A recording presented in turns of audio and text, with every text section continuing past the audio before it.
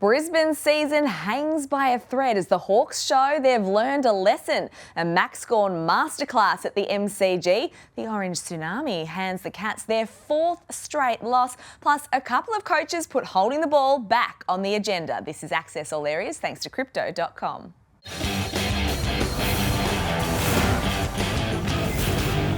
Damian Barrett and Matthew Lloyd are with me, and Damo, the Hawks showed they learned a powerful lesson. Yeah, I love a team which responds, Nat, to adversity, and that was the case for Hawthorn last week. 41 points in front against Port, had the trauma of dealing with that match, responded though against the Brisbane Lions, and equally responding to a 0-5 start to the year. It is impressive. Yeah, it certainly is, Lloydie. As we get to you, that fourth quarter, I mean, the Lions came, especially in that third term, and they cut the margin. How did the Hawks manage to, I guess, compose themselves this time? Well, Nat, against Port Adelaide, I thought they were sitting ducks. Like, they just invited the pressure because they just parked the bus a little bit. They were too slow. They just tried to save the lead. Whereas in this situation, they were aggressive, and it started with how high their forwards get up the ground. I thought they were so impressive. They weren't going to lose the same way. So here is Moore and Connor McDonald, who are instrumental. Even CJ, the way he was so aggressive off half back. So he took Zorko up high. I love that. Zorko's been able to sit behind the ball for too long.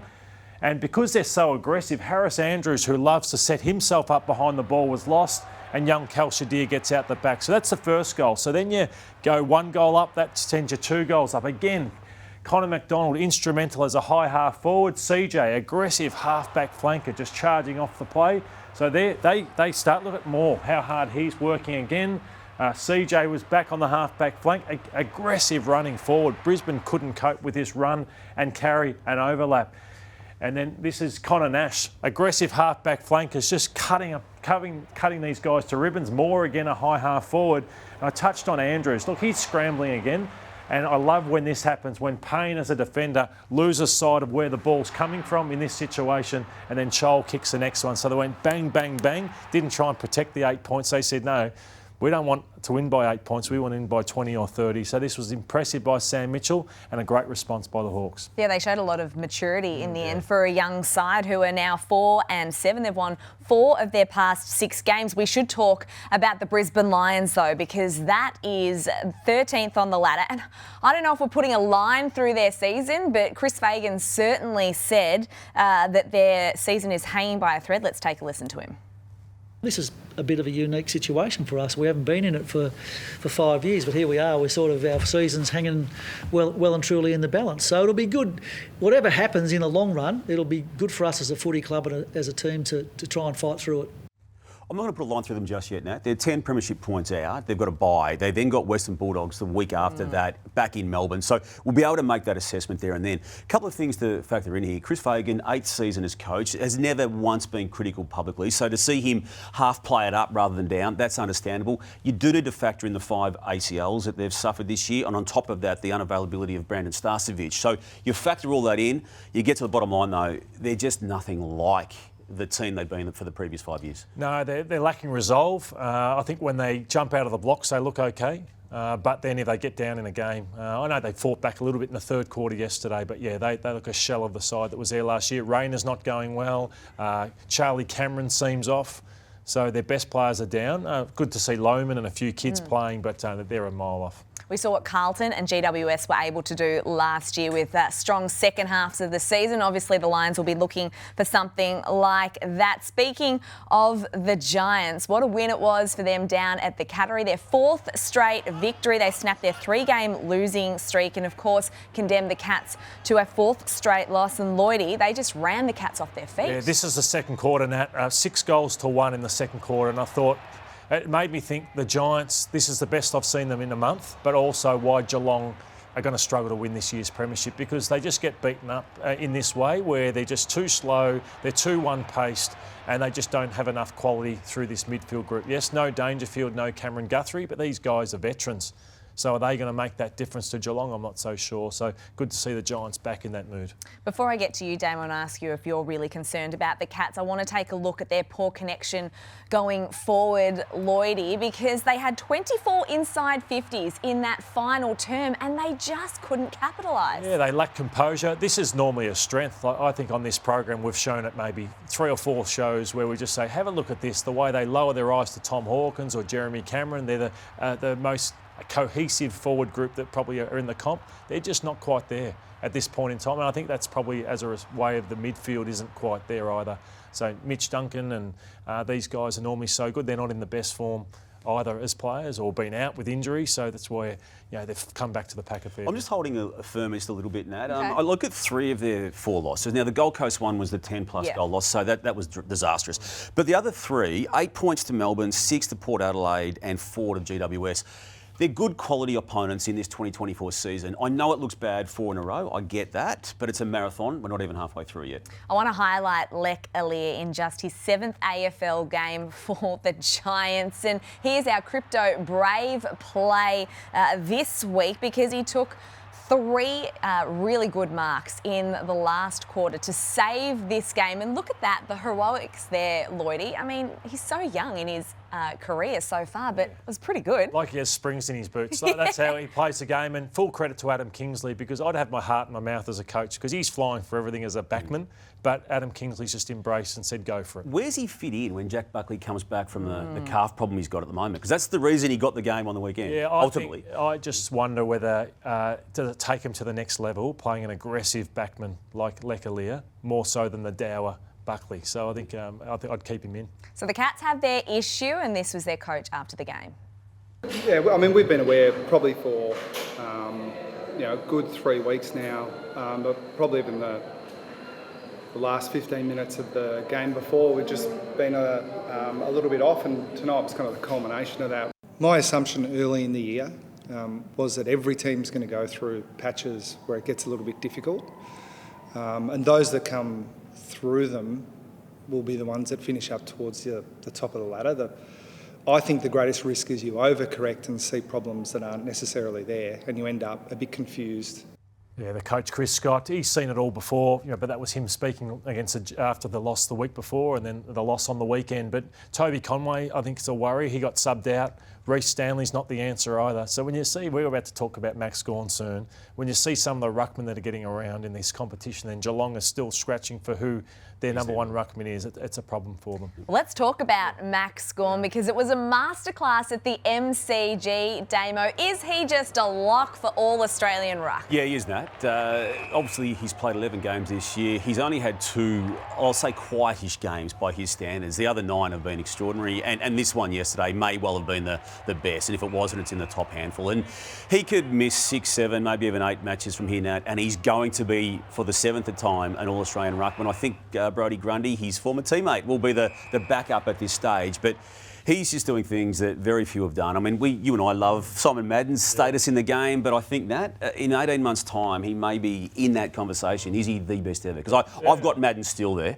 Yeah, I love it. I love that we're talking about it. It's just great that we're watching greatness, and it's nice to see players you're currently watching that are talked about as maybe the greatest ever. And he Simon nearly Madden didn't play. Yeah, he didn't play. Simon's got 577 goals too, Nat, to add to that CV. So he won't get near him in that space. No, but he won't. You're right. I mean, he was put through a rigorous fitness test and almost seemingly overruled some other opinions in it too, that he take his place. So the D started the day 9th on the ladder. They leapt to 4th off the back of that performance from Max Gawn. And also their defence, Lloydie, they were excellent, I think, between Tomlinson and May, 23 intercepts. That's right, and they were well beaten by Darling and Waterman the week before. So that's what I love, seeing a response within 7 days. Like we saw with Hawthorn, they were commanding in the air. I thought King tried hard, kicked his 3 goals, but outside of him, there was nothing really to be excited about from a Saints perspective. And Stephen May very excited there, as was Jake Lever and most of his teammates after he kicked his first goal in 4 years. Absolutely love that celebration. We do need to, I guess, turn up the heat a little bit on St Kilda, Damo, because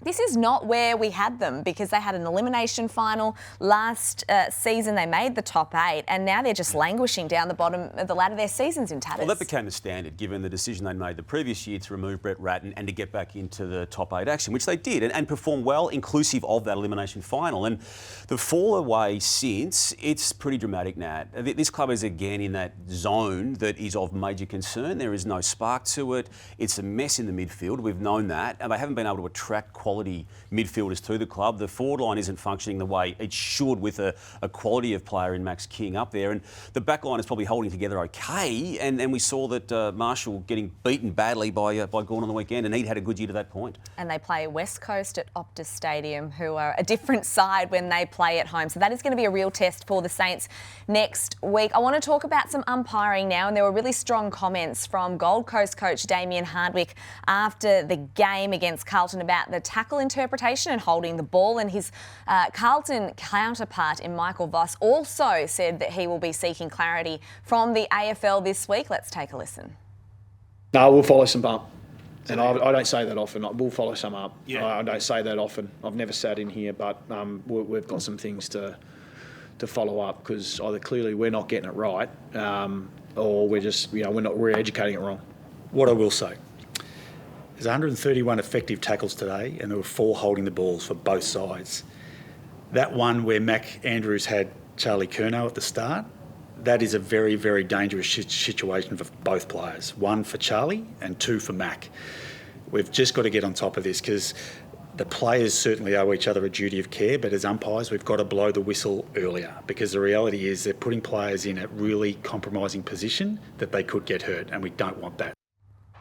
So, Lloydie, this is the incident he was talking about, Mac Andrew and Charlie Curnow. Surely he's been swung around too long, and Mac Andrew's trying not to sling him to the ground either. Yeah, that's right. That's why he summed it up really well, Damian Hardwick. But we've also gone through other ones through this game where he spoke about 130-odd tackles, only 4 free kicks, about others that could be paid quicker, just to, for the prior opportunity. How many times are they disposing of this ball correctly, and look at the time that they've been given.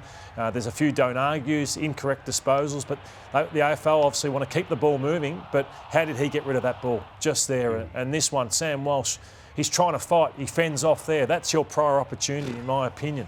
So well, it used to be. Yeah, and that's the frustration for our game. It is, Lordo. And there's a narrative in the industry that, we talk about umpiring in the media at some stage of every season, and we do. But I can't recall it being as big a mess as it is right now on this issue. And the core of it is the refusal to blow the whistle at the starting point. Now, I know there's not one issue that fixes everything in it, but this is the core of it, isn't it? The non-blowing of the whistle at that point. Yeah, and just the confusion, when you hear 2 coaches who get up. Bossie's won a game of football, and he just wants to, he was as animated as we've seen after the game about the frustration of where the game is. Part of this too is what you highlighted already, and I want you to delve into it again, is the Malikan tackle on Norton. Norton is now out for 4 to 6 weeks. It could have been 12 months.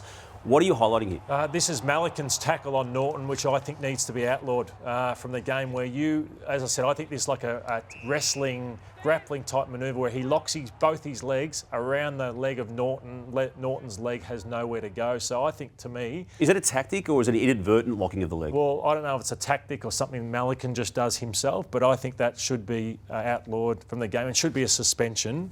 I'd come out this week if I was the AFL and say that tackle is outlawed. Do you think it's a byplay, I guess, of the players not wanting to sling a player to the ground and not bring them down with their arms? So they're trying to, I guess, lock the legs and bring them down to ground like that. And we're all about protecting the head. I think it's all part of it, Nat. Yeah, and the stymieing of movement being caused by the whistle not being blown. And look, this is not specific to AFL, that type of tackle, Lloydie. NRL is cracking down on that type of tackle. Even the NFL, the National Football League, the American one, is also trying to crack down on that type of action. So, I'd imagine it would come to AFL as well. I mean, our game is so hard to umpire. I don't know how our officials actually do it every week, but we need to make it easier on the umpires, and I think we all need clarity as football fans at this point as to what is holding the ball. Let's talk about the Bombers, because they solidified their top 2 spot with a win on Dreamtime at the G on Saturday night against the Tigers there. 8 wins now for the season. And Jordan Ridley, Lloydie, his first game back since round 19 last year, he was outstanding. Yeah, he was. So Redmond was good as well, and there's obviously Mackay. So I didn't think they played very well, and it was their defence that held up for them. And we hear about Tom Stewart a lot and these type of players, but I just hope Ridley gets a good run at it, because he's just about the best back in the comp. if he can get a full season or two.